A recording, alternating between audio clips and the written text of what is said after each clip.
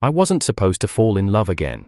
Not in that hospital, not in those sterile rooms where grief clung to the walls like mold, and definitely not with her sister. I still remember the day Michael asked me. His voice didn't tremble, mine did. She needs someone, and I know I can't be that person anymore. You always calmed her. I nodded before I could think.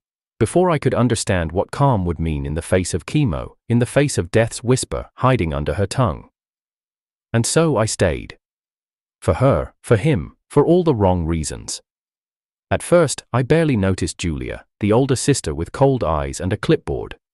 But then I started to see. The way she brushed Lily's hair even when her own hands were shaking. The way she left the room when her tears refused to behave. The way she stayed, always stayed, even when no one asked her to. And somewhere between the midnight silences and IV beeps, my loyalty shifted. Not because I wanted it to, because love doesn't ask, it invades. And by the time I realized it, Lily had seen the way I looked at her sister. She didn't scream, she didn't cry, she just smiled, and asked me to hold her hand one last time. That was the night she wrote the letter that would destroy us all. The hospital hallway smelled like bleach and despair. Outside, cherry blossoms bloomed with defiant softness against the gray sky. But inside, everything was hard, sharp, bright. Michael stood near the vending machine, eyes tracing the swirling steam from his coffee cup, but not really seeing it. I almost didn't recognize him. He'd lost weight and color. His once confident voice was now dulled by something I couldn't name yet, not grief, not fear, something worse, escape. She needs someone, he said, barely above a whisper. I can't watch her disappear in pieces, not like this. He didn't say I'm leaving her, he said it like a mercy killing, like a white flag disguised as love. I don't love anyone else, he added quickly, as if that softened the blade. I'm not strong enough to love her like this. I didn't speak. What could I say that wouldn't sound like judgment or betrayal? Instead, I nodded. Because I was strong, at least stronger than him. And Lily was the kind of girl you didn't abandon in a fight, no matter how brutal the war. That night, I packed a bag, and by morning, I was sitting beside her bed, reading Pride and Prejudice to a girl whose lungs barely held enough air for laughter. Lily smiled when she saw me, as if she already knew. They always run, she murmured, but you always stay. My heart sank. Always stay, as if I'd done this before, as if she'd been left before. The IV beeped in the background, like a metronome counting down something I couldn't stop. Her skin was pale, paper thin, but her voice still had light in it. You don't have to stay out of pity, she added. And I lied. I said, I'm staying because I want to. She didn't believe me, but she smiled anyway. Then there was Julia, her older sister, her shadow, her sword and shield. Julia didn't smile, not once. She met me at the nurse's station with a CETO, lipboard clutched like a weapon and eyes colder than a surgeon's scalpel. Her meds are scheduled, don't interrupt the IV when you read, and please, don't use scented lotion on her hands, her skin reacts. Her voice was professional, her posture, military, but her hands shook. I noticed it when she handed me Lily's chart. A small tremor, like her grief had made a home in her bones. Still, I thought she hated me, because I was the new replacement in a story that kept breaking her sister, because I was a man who didn't wear guilt like armor the way Michael did, because I wasn't family, but I was closer to Lily than she could be, but I was wrong. Julia didn't hate me, she was just trying not to fall apart, because someone had to stay standing. The first week passed in fragments. Morning routines blurred into blood tests, afternoons blurred into whispered books and untouched hospital food. Evenings were the worst, when Lily's pain peaked and her dreams turned into quiet whimpers. Every time her breathing grew shallow, I froze, not because I feared she'd stop, but because I feared I wouldn't know how to live in the silence that came after. Julia never stayed for those hours. She'd disappear around 6, saying she had paperwork or meetings.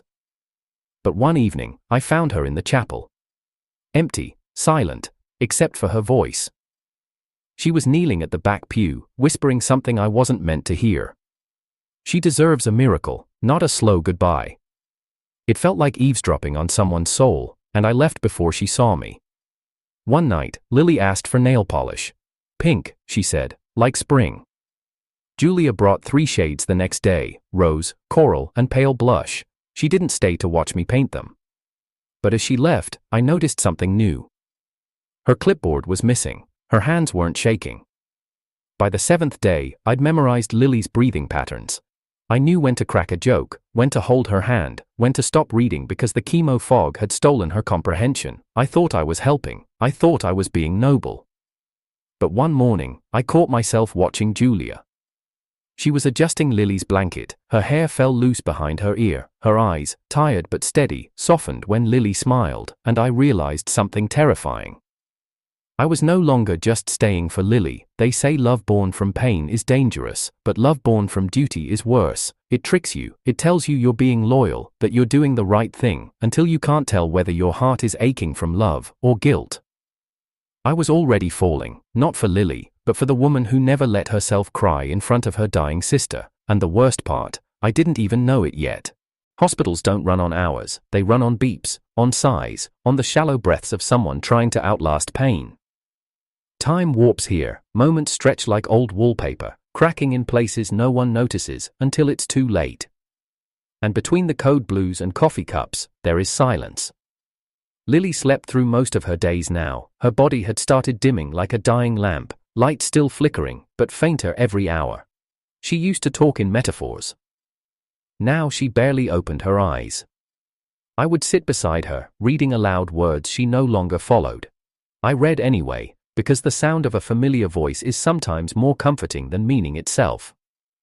Across the room, Julia always sat in the same chair, straight-backed, clipboard in hand, phone never far, but she rarely looked up, and even when she did, her gaze was surgical, never soft. At first, I thought she was cold, but then, one evening, Lily flinched in her sleep. Her mouth whispered something, a name maybe, or just pain, and that's when Julia did something I'll never forget.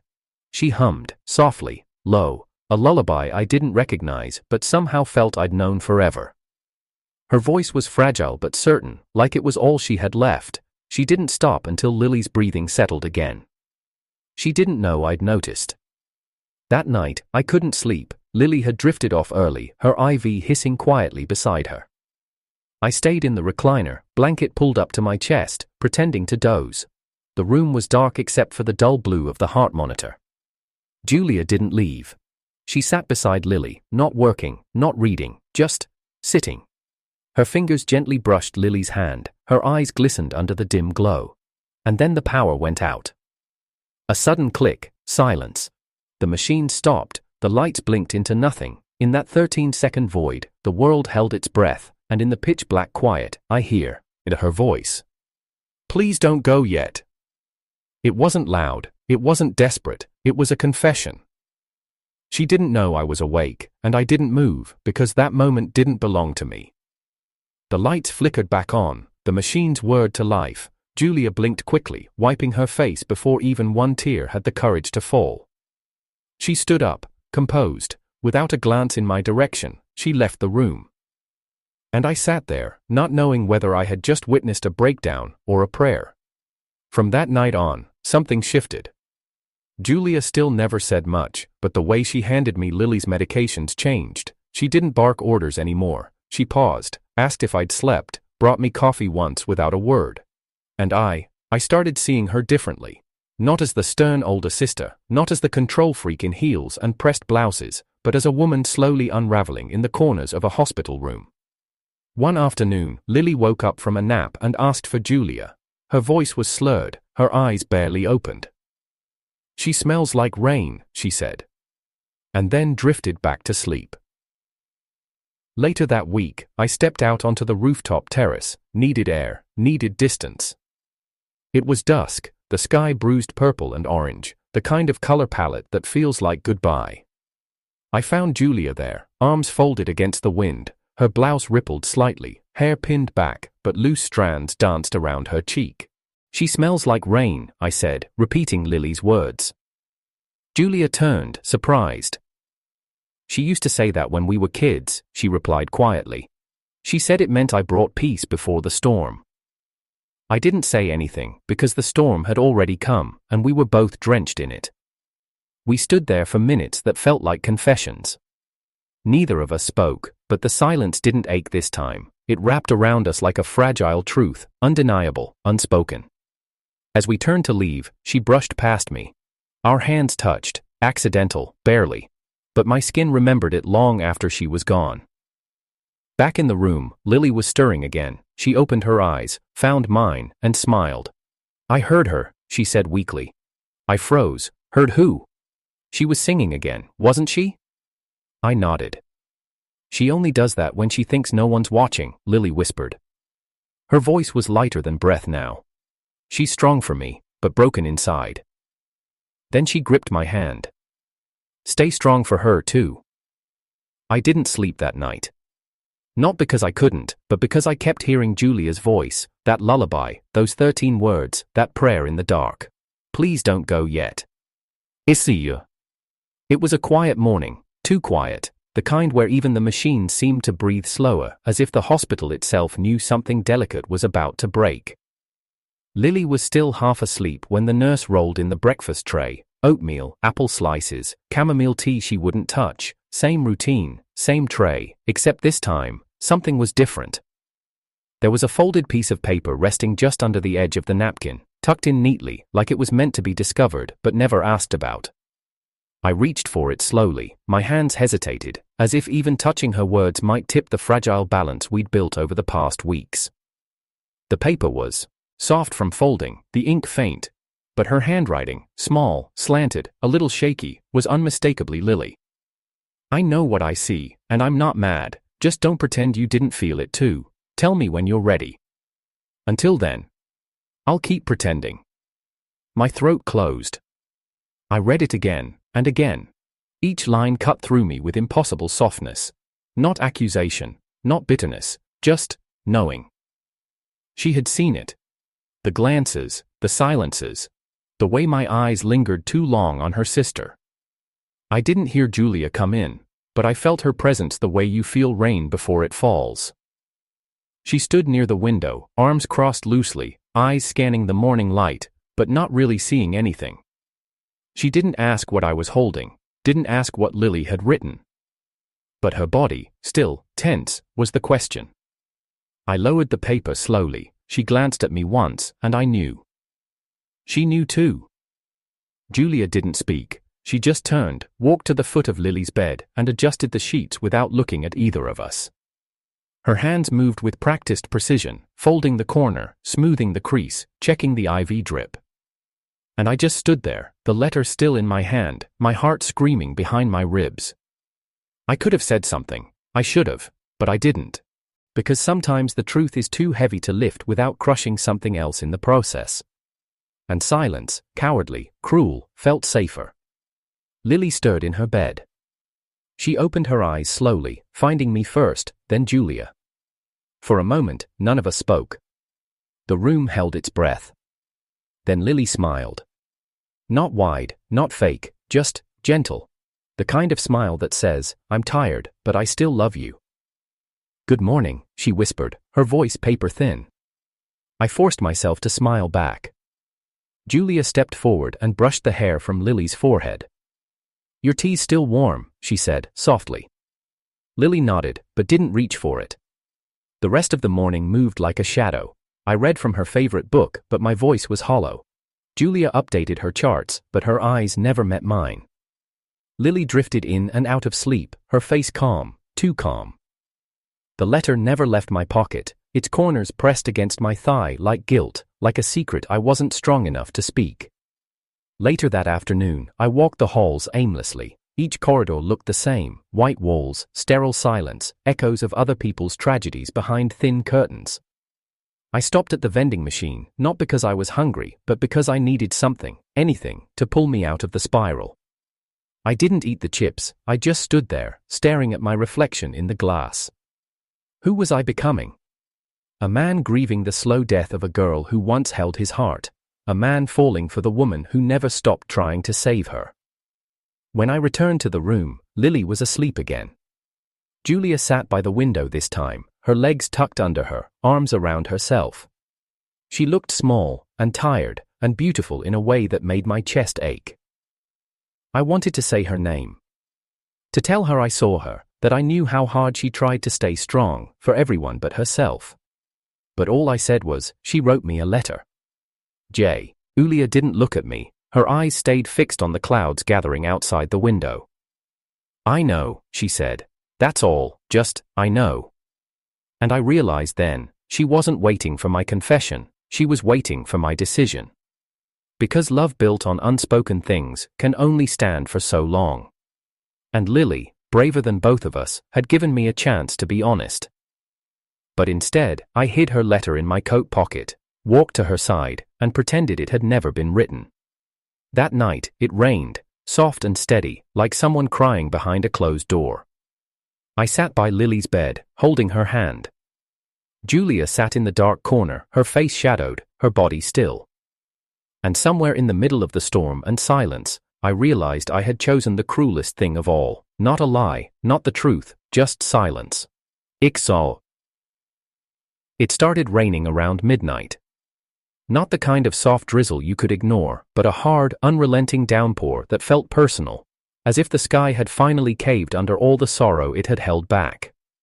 Lily had collapsed hours earlier. One moment, she was sipping tea with trembling hands. The next, her head dropped, eyes unfocused, lips pale. The nurse called for help, the hallway filled with rushing feet and urgent voices, and we just stood there, Julia and I, frozen in the corner of the room as the world crumbled one beep at a time. When the paramedics wheeled her out, she looked smaller than ever, a doll swallowed by white sheets and blinking machines. I followed them to the elevator, but the doors closed before I could catch my breath. I didn't realize Julia had walked away until I saw the trail of raindrops leading to the open balcony door. She stood there, arms bare, blouse soaked to the skin, hair sticking to her face, back turned to me. The city lights shimmered below us like false stars, and above, the sky kept crying. I stepped onto the balcony, the cold slapping against me. I didn't say anything. What words could reach someone unraveling at the edges? I simply reached out and touched her shoulder, lightly, afraid she'd pull away, but she didn't flinch, didn't even move. She just exhaled, deep, broken. And then, slowly, she turned. Her eyes were glassy, makeup long washed away by rain and grief.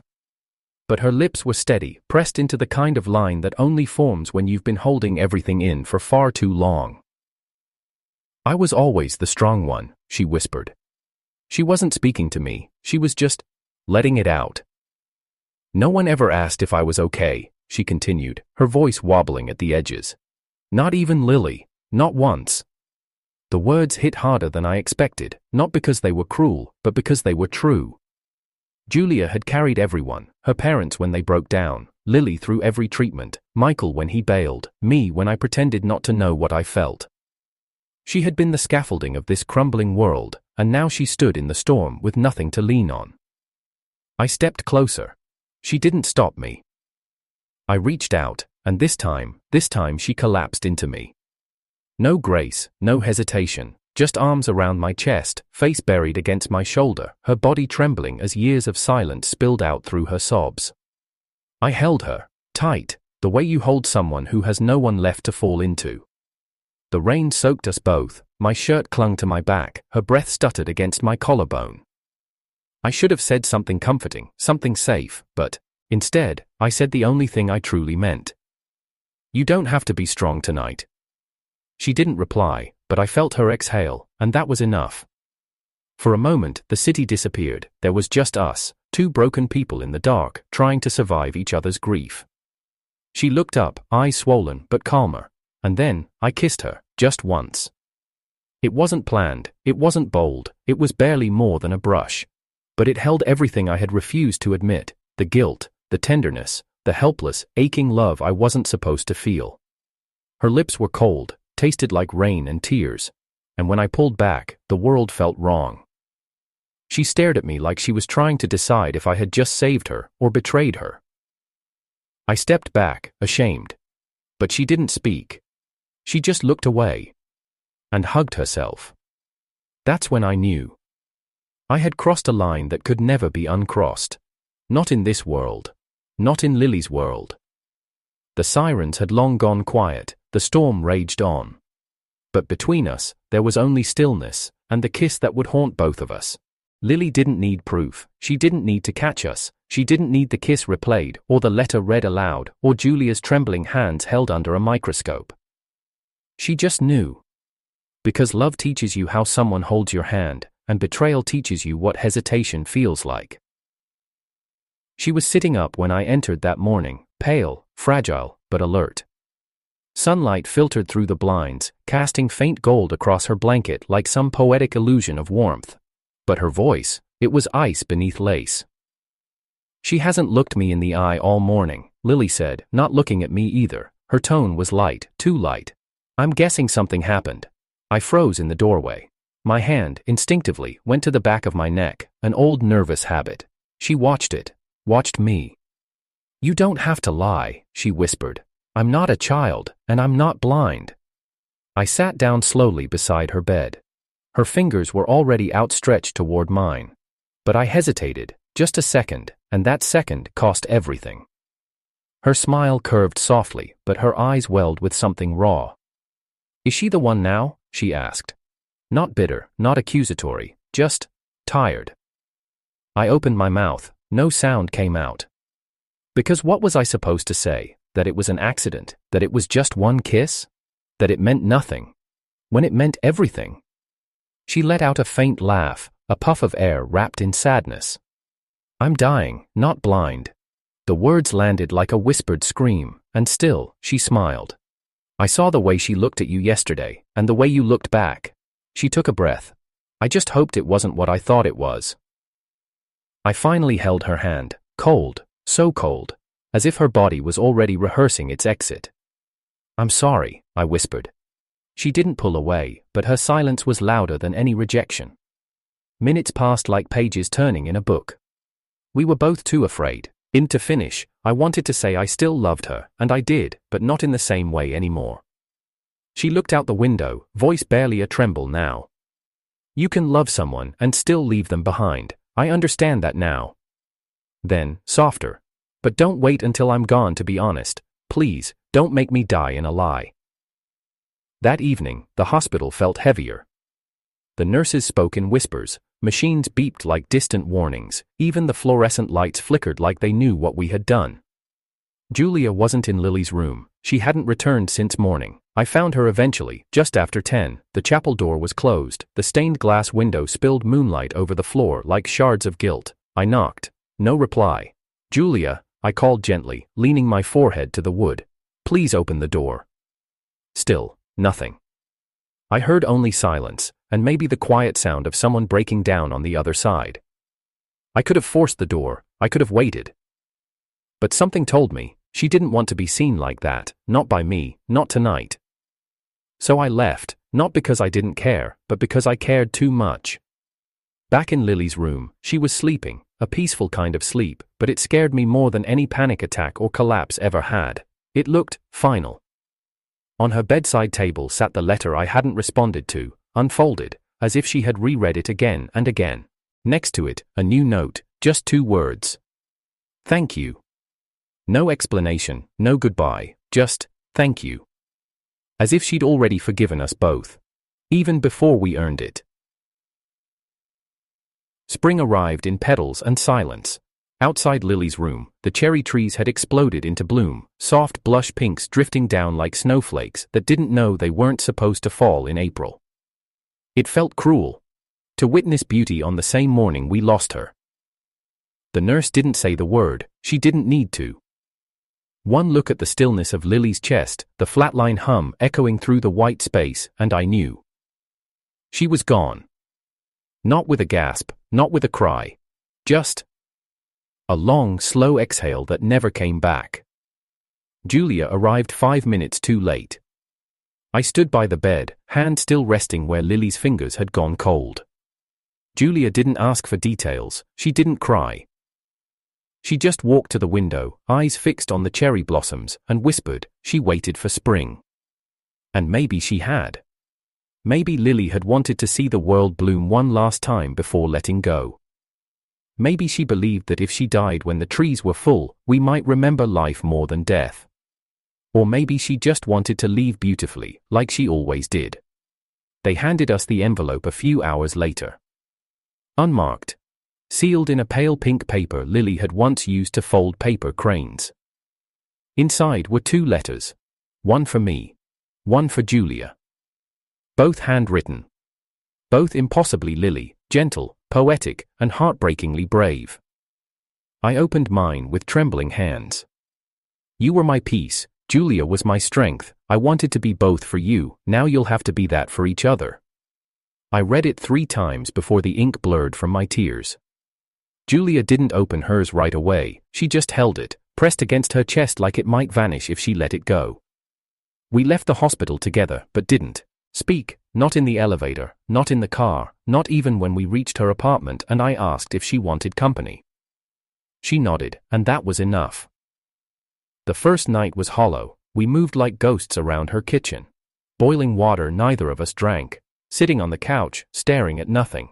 The TV flickered, muted, showing some comedy show that didn't have the courage to make us laugh.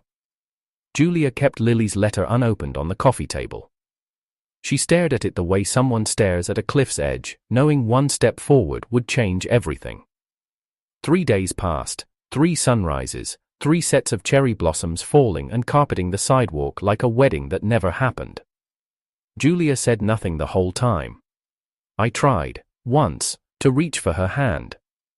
She pulled away, gently, but with finality. She needs space, I told myself. But what I really meant was, she needs forgiveness, she doesn't know how to ask for yet. It was on the 3rd night that she finally spoke. She stood in the kitchen, holding a glass of water she hadn't sipped from. Her voice was rough, distant, but sharp. We don't deserve her forgiveness. The words cut through the stillness like shattered glass. I looked up from the couch. Her face was blank, but her eyes were screaming. She gave us peace, she said, wrapped it in paper and pink ink, as if it was hers to give. I stood up, crossed the room slowly, stood across from her, but didn't touch. She chose to forgive us, I said. We didn't earn it, but she gave it anyway. Julia laughed, dry, broken. She knew, she whispered. All along, even before the kiss, before the silence, she knew you loved me. I didn't deny it, because denying it now would be the second betrayal. She also knew I loved her more than I could ever love myself, Julia added, voice cracking. She wanted us to save each other, I said, gently. But we're still too busy drowning in guilt. Then, finally, she opened the letter. She read it silently. I watched her hands tremble, watched her lips part, then press shut again. When she was done, she didn't cry, she just folded it once, twice. Then looked at me with red, tired eyes. She told me to stop punishing myself. And for the first time, she looked like she might believe it someday. We went to the cemetery the next morning. Lily had requested cremation, but Julia had buried the letter in the roots of the cherry tree outside her old window. She always said this tree reminded her of hope, she said. I knelt beside her. Together, we pressed our palms into the earth. Together, we let her go. As we stood, petals began to fall again, slow, gentle, pink like the envelope she had sealed with our names. And I realized, she had left us a gift, not just her forgiveness, but the freedom to begin again. If we could find the courage to accept it. After the funeral, we didn't fight, we didn't scream, or promise to stay in touch, or pretend the story wasn't already ending. We just drifted. Julia returned to her city. A few hours away, but it may as well have been the moon. She packed her things in silence, eyes never meeting mine as I helped fold the past into boxes. I watched her close the door to her apartment without a goodbye hug, without a look back. And I did the same, returned to my place, where the walls still smelled like grief and the shower tiles hadn't been scrubbed since Lily's last good day. I thought distance might make it easier, that maybe space could turn guilt into understanding, but instead, it turned everything into echoes. We didn't block each other, we didn't text either, there were no dramatic cutoffs or flaming bridges, only silence. And love doesn't disappear in silence, it just starves. The woman I dated 6 months later was kind, too kind. She laughed at the right moments, held my hand at the movies, she didn't flinch when I spaced out at dinner, didn't ask why I slept with a letter under my pillow that wasn't hers, But she also didn't feel like rain, she didn't smell like paper cranes or hum lullabies into the dark. And when she asked me, gently, if I still thought of someone else, I didn't lie, I just said, only in spring. Julia never dated, or maybe she did, but she never posted pictures. She changed her number once, switched jobs, started painting again, I think. I saw one of her pieces in a gallery online, unsigned, but it was unmistakably her. Cherry blossoms, watercolor soft, falling onto hospital tiles. It hit me like a heartbeat I hadn't heard in months. Every year, around March, I'd find them. I stood up, crossed the room slowly, stood across from her, but didn't touch. She chose to forgive us, I said. We didn't earn it, but she gave it anyway. Julia laughed, dry, broken. She knew, she whispered. All along, even before the kiss, before the silence, she knew you loved me. I didn't deny it, because denying it now would be the second betrayal. She also knew I loved her more than I could ever love myself, Julia added, voice cracking. She wanted us to save each other, I said, gently. But we're still too busy drowning in guilt. Then, finally, she opened the letter. She read it silently. I watched her hands tremble, watched her lips part, then press shut again. When she was done, she didn't cry, she just folded it once, twice. Then looked at me with red, tired eyes. She told me to stop punishing myself. And for the first time, she looked like she might believe it someday. We went to the cemetery the next morning. Lily had requested cremation, but Julia had buried the letter in the roots of the cherry tree outside her old window. She always said this tree reminded her of hope, she said. I knelt beside her. Together, we pressed our palms into the earth. Together, we let her go. As we stood, petals began to fall again, slow, gentle, pink like the envelope she had sealed with our names. And I realized, she had left us a gift, not just her forgiveness, but the freedom to begin again. If we could find the courage to accept it. After the funeral, we didn't fight, we didn't scream, or promise to stay in touch, or pretend the story wasn't already ending. We just drifted. Julia returned to her city. A few hours away, but it may as well have been the moon. She packed her things in silence, eyes never meeting mine as I helped fold the past into boxes. I watched her close the door to her apartment without a goodbye hug, without a look back. And I did the same, returned to my place, where the walls still smelled like grief and the shower tiles hadn't been scrubbed since Lily's last good day. I thought distance might make it easier, that maybe space could turn guilt into understanding, but instead, it turned everything into echoes. We didn't block each other, we didn't text either, there were no dramatic cutoffs or flaming bridges, only silence. And love doesn't disappear in silence, it just starves. The woman I dated 6 months later was kind, too kind. She laughed at the right moments, held my hand at the movies, she didn't flinch when I spaced out at dinner, didn't ask why I slept with a letter under my pillow that wasn't hers. But she also didn't feel like rain, she didn't smell like paper cranes or hum lullabies into the dark. And when she asked me, gently, if I still thought of someone else, I didn't lie, I just said, only in spring. Julia never dated, or maybe she did, but she never posted pictures. She changed her number once, switched jobs, started painting again, I think. I saw one of her pieces in a gallery online, unsigned, but it was unmistakably her. Cherry blossoms, watercolor soft, falling onto hospital tiles. It hit me like a heartbeat I hadn't heard in months. Every year, around March, I'd find them. No envelope, no return address, just a single postcard waiting in my mailbox. On the front, a sketch of cherry blossoms. On the back, nothing, no words, no name, just petals. And somehow, that emptiness said everything. The first one came a year after Lily's death. I held it for hours, flipping it over again and again, tracing the strokes with my thumb, as if touching them could bring her back. Not Lily, Julia. Because only Julia would send silence as a message. Only Julia would let cherry blossom speak when she couldn't. The second came the year I almost moved on. Almost. I had been considering it. A new job overseas, a clean slate, but the postcard arrived the day before my flight, same image, same quiet. And just like that, I stayed. I never sent anything back, because I didn't know what to say. Because maybe I was afraid she'd stop if I did. That she'd know I was still waiting, still wondering, still hers, even if only in pieces. This past spring, the postcard arrived earlier than usual. Mid-March.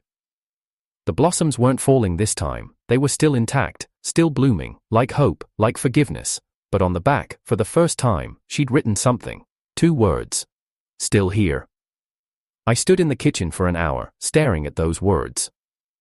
My coffee went cold, the clock kept ticking, and all I could think was, maybe love doesn't always starve. Maybe sometimes, it hibernates. That night, I packed a bag. No plans, no ticket, just a suitcase and a city I hadn't returned to in years. And the cherry blossom card pressed close to my chest. Extended said. 3 years later, I walked back through the sliding glass doors of St. Elmira's oncology wing, the same doors I once swore I'd never walk through again. But this time, I wasn't here for her, I wasn't here for Julia, I was here because the guilt no longer held me hostage. It had turned into something gentler, like purpose, like debt I needed to repay with my hands, not just my memory. The volunteer badge around my neck felt heavier than it should have, the fluorescent lights still buzzed overhead, the coffee still tasted like regret, but I didn't flinch. I made my way down the same hallway I had memorized in grief, same faded tiles, same scent of antiseptic and the soft hum of quiet suffering. But her name was gone from the door. Room 414, Lily's room. A new nameplate hung there now. Someone else's story, someone else's battle. But when I stepped inside, I could still feel her. The bed had changed, the curtain had been replaced, but the light still slanted through the window the same way it had the day she smiled through her last goodbye. The cherry tree outside still bloomed like it had waited for her, for us. I didn't cry, I just stood in the room for a long time, breathing in what little memory the walls had held on to. The first time I saw Julia again, she was standing at the nurse's station, hair shorter now, tied low, no makeup, lines around her eyes that hadn't been there before. But she stood straight, calm, collected in that way only people who've shattered and reassembled themselves know how to be. She didn't see me at first, not until I said her name. She turned slowly. And her eyes, those same, tired, storm-colored eyes, softened. She smiled, just barely. "I read your book," she whispered. Not as praise, not as accusation, just a fact. The book, the one I wrote after she stopped sending postcards. The one I never intended to publish until someone in a writing group told me it read like forgiveness. She stepped closer. "I planted cherry blossoms on her grave," she said, voice steady. My throat tightened. "She would have loved that," I said, and I meant it. We didn't hug, we didn't apologize. There are some things time does not demand words for. We just sat.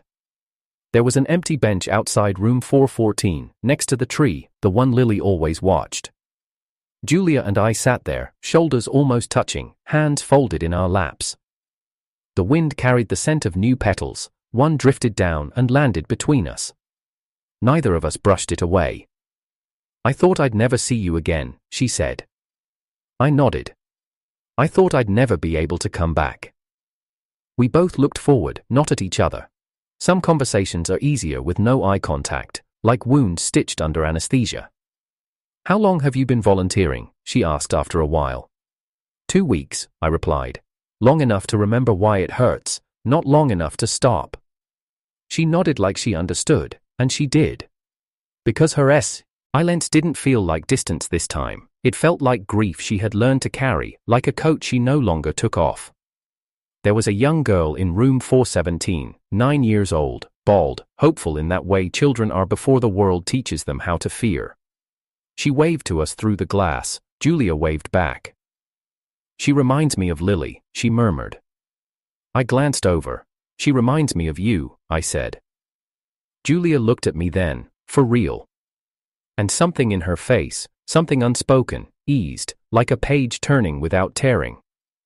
We sat there for almost an hour. Didn't talk about the kiss, didn't talk about the silence, didn't talk about the fact that for 3 years we had been 2 halves of a letter that never got mailed.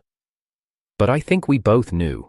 We were still that letter, still folded in the middle, still unfinished, but not unread. As the sun dipped lower, casting long shadows through the cherry blossoms, Julia reached into her coat pocket. She pulled out something small, delicate, a card, drawn in pencil, petals drifting across an empty hospital bed. She handed it to me without a word. I held it for a long time. And when I looked up again, she was already watching the tree. Esoda. We didn't call it love. We didn't dare. Not when that word had once been tangled in tubes and final breaths and the sound of machines flatlining in the middle of the night. So instead, we started with small things. A cup of coffee left on the bench before my shift. Black. No sugar. The way I liked it, though I'd never told her. A paper crane folded from hospital intake forms, resting on the corner of my desk. No note, no explanation, just a silent memory made new. A smile exchanged across the hallway when we passed, brief, cautious, but real. We didn't speak of where it was going, we barely spoke of where we'd been, but still, something woo. As building. There was a boy named Malik in room 419, 12 years old, with a stubborn grin and a sketchpad he never let go. Every afternoon, I'd sit beside him, reading old fantasy novels. Every time the hero faced death, Malik would scoff and say, "They'll find a way, they always do." One day, Julia joined us. She didn't say much, just sat on the other side of his bed, humming faintly as he sketched her profile in silence. After he fell asleep, she handed me the drawing. It was a messy pencil sketch, the details rough, the lines smudged. But our faces were there, me reading, her watching, and in between, Malik smiling. I folded the page carefully, slipped it into the inside pocket of my notebook. And for the first time, I wondered if healing could be witnessed in graphite and paper. Julia and I never touched, not at first, but we began to move through the hospital like orbiting stars, quiet, careful, always aware of each other's gravity. In the morning, she'd sit beside me in the break room. She always brought her own tea, loose leaf, in a glass jar. The scent reminded me of spring and old pages. Sometimes, we talked about patience. Sometimes, we said nothing at all. But the silences no longer ached. They settled, like dust after a long storm. Lily's name came up often, in small moments, like when a patient laughed the way she used to, soft and sudden, like it had surprised her too. Or when the cherry trees outside room 414 started blooming again, and Julia left a single blossom on the windowsill without a word. She would have loved Malik, Julia whispered once, after he showed us his latest comic strip. She loved people who tried to be brave. She'd be proud of you, I told her. Julia didn't reply, but her eyes filled with something that looked like peace. One afternoon, we found ourselves in the hospital chapel, not for prayer, just quiet. The stained glass spilled color across her face as she sat beside me. She never stopped believing in love, Julia said softly. Even when everything else was falling apart. I nodded.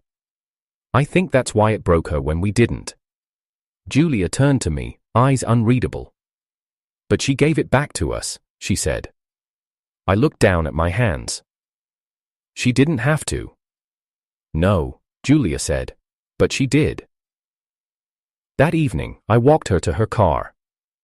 It was late, the parking lot was nearly empty.